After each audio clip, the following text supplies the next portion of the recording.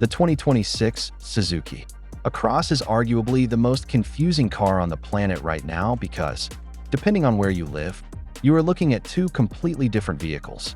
In Europe, this is a sophisticated, high-performance plug-in hybrid that shares its DNA with the legendary Toyota RAV4.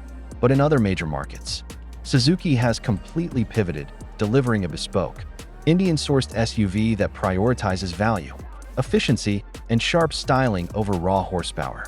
This duality has created a massive rift in the automotive community, with some calling it a genius move to dominate the budget SUV segment, while others claim it is a blatant brand dilution. But the real question that everyone is asking, and the one that the marketing teams are terrified you will figure out, is whether this car is actually a legitimate flagship or just a budget machine wearing an expensive mask. We are going to tear into the performance, the deceptive interior quality, and the truth behind that powertrain. But there is one specific, hidden mechanical flaw in the non-hybrid version that could turn your dream purchase into a frustrating daily commute. And I am going to reveal exactly what that is at the very end of this video. Let's start with the elephant in the room, the engine. If you are shopping in markets like South Africa or parts of the Middle East, you aren't getting the lightning-fast PHEV setup. Instead, you are looking at a 1.5-liter, four-cylinder naturally aspirated engine with a mild hybrid assist. Now, before you roll your eyes, let's talk about the mission statement of this car. It isn't trying to win a drag race against a Tesla or a GR Sport model. It is designed for one thing: supreme urban efficiency. We are talking about fuel consumption, figures that make almost every other competitor in its class look like they are burning money. The integrated starter generator doesn't provide electric-only driving, but it does smooth out the start-stop transitions, making it an incredibly refined companion for city traffic. However, the moment you hit the highway, the story changes. This is where you might find yourself wishing for a bit more punch during overtaking maneuvers. It's not necessarily slow, but it's certainly not a performance powerhouse.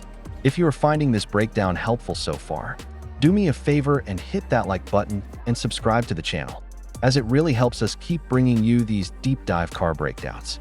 Now, despite the lack of high-end acceleration, Suzuki has absolutely nailed the interior. When you step inside the cabin, you are greeted by a space that honestly feels two price brackets above where it actually sits. We are talking about soft-touch materials, a massive, responsive 10-inch infotainment screen, and a digital cockpit that is surprisingly intuitive.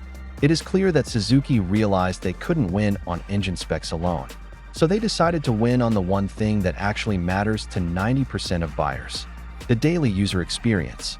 The design language is also a massive departure from the boxy, utilitarian Suzukis of the past.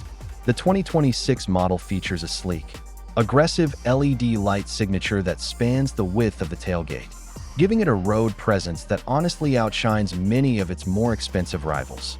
It is a sharp, modern, and undeniably handsome vehicle. The packaging is equally clever, offering a surprisingly cavernous trunk and enough rear legroom to keep even taller adults happy on longer road trips. The suspension setup is tuned for comfort rather than sportiness, which means you aren't going to be attacking corners with reckless abandon, but you will arrive at your destination without feeling like you have been through a boxing match. It strikes a balance that is very difficult to achieve at this price point. But let's get back to the truth about this machine. As we look at the long-term reliability and the actual cost of ownership, there is a recurring theme. While the hybrid system in the European spec is a proven Toyota-derived unit, the internal combustion setup in the newer, bespoke models is still proving itself. The build quality is solid, yes, but there is one specific issue that early owners have started pointing out in the forums. It concerns the transmission logic in the automatic variant. Under heavy load or rapid acceleration, the gearbox sometimes holds onto gears longer than necessary, searching for power that the naturally aspirated engine simply doesn't have. It creates a droning noise that kills the cabin's otherwise premium silence. This isn't just a minor annoyance. For many, it's the deciding factor that separates a great car from a perfect one. It's a reminder that while the 2026 Across is a massive step forward for the brand, it is still a budget-conscious vehicle at its core. Whether or not that trade-off works for your lifestyle is a choice only you can make.